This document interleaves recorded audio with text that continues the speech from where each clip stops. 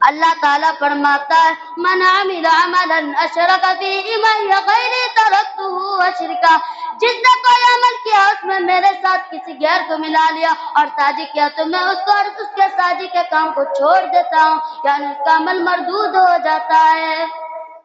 ایک اور حدیث بیان کر کے میں اپنی بات ختم کرنا چاہتا ہوں۔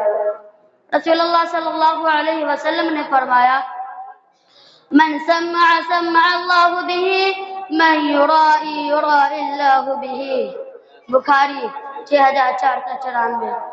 یعنی جو کوئی نیک کرتا ہے، اچھے کرتا ہے، اس سے اس کا مقصد شہادت کا طلب ہوتا ہے تو اللہ تعالیٰ کل قیامت کے دن اس کی بدنیتی کو سب کو سنا دے گا۔